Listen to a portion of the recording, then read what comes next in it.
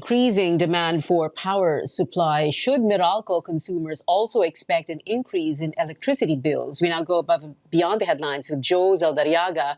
He is Meralco Vice President and Head of Corporate Communications. Good evening, Joe. Welcome to Newsnight. Hi, Pia. How are you? Good evening to all your viewers. I'm good. Thank you very much for joining us on the show on Newsnight, Joe. Let's begin with that question. Yes. Are we going to expect, will we have an increase in electricity bills because of what's been happening lately? Well, the past 2 days, we saw some outages of power plants that led to a deficiency in the system. And Meralco, in the past 2 days, Monday and Tuesday, we had to implement a manual load dropping schedule. So that puts pressure as well on the price in the spot market. But this is for the past 2 days, Pia. So it's quite early to say what the impact will be on overall rates because aside from procuring from the spot market, we are covered insofar as our contracts are concerned. We are sufficiently covered. But the past 2 days, including today, since the system had some issues, then that is a different story. But I'm happy to report that I think at 3:24 this afternoon, the system operator, which is NGCP, lifted the red alert status. So since Alert, yes.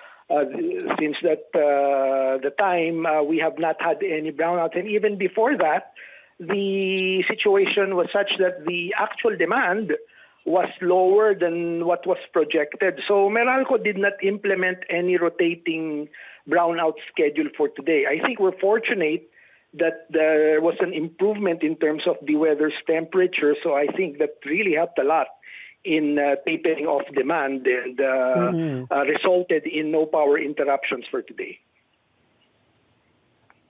Yeah, that's right. No, a little bit of improvement in the weather. Medyo hindi masyadong That is correct. mainit, kaya siguro bumaba ang demand. Pero Joe, I'm medyo concerned lang ako nung sinabi mo 2 days pa lang, ano? So it might be a little bit too early to say. So Yes. what is it going to be? Are we going to have an increase in electricity bills or because like you said, no, na-lift na nga yung alert level, so Yes. paano? Sabi ko nga, Pia, kami sufficient yung aming power supply to serve our captive customers. Pero kuha din kami ng supply mura sa spot market, no? And obviously there is pressure for prices in the spot market pag medyo may problema tayo sa supply at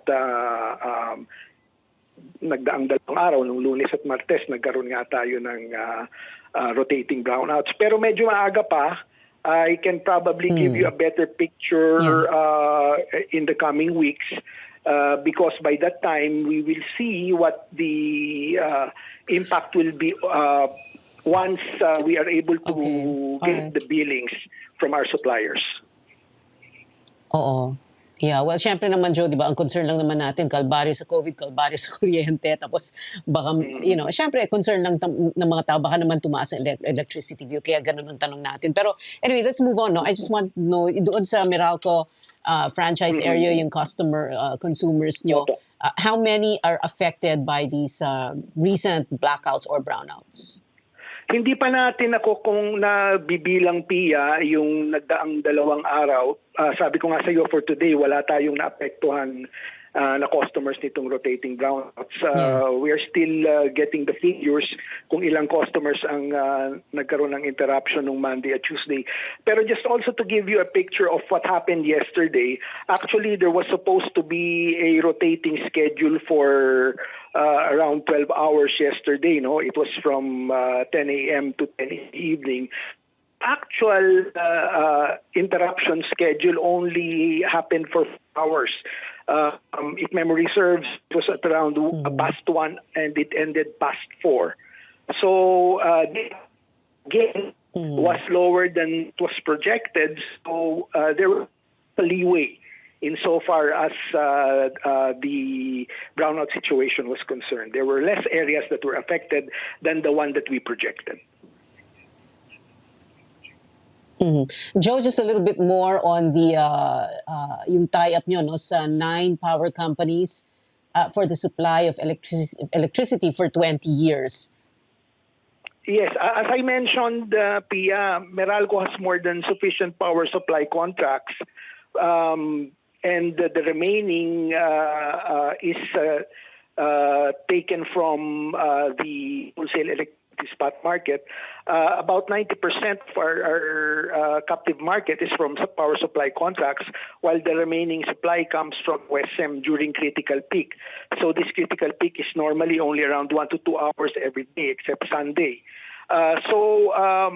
Basically, our customers are shielded from sudden price spikes once these situations happen. And in the past 3 years, compared to other basic products and services, Meralco rates have actually gone down. If you look at costs for 2021, particularly that of last month, it is lower than that of months ago. All right. Well, Joe Zaldarriaga, thank you very much for your time. Wish we had a little bit more time. We'll speak to you in the next few days. Salamat for joining us. Meralco VP, Head of Corpcom, Joe Zaldarriaga.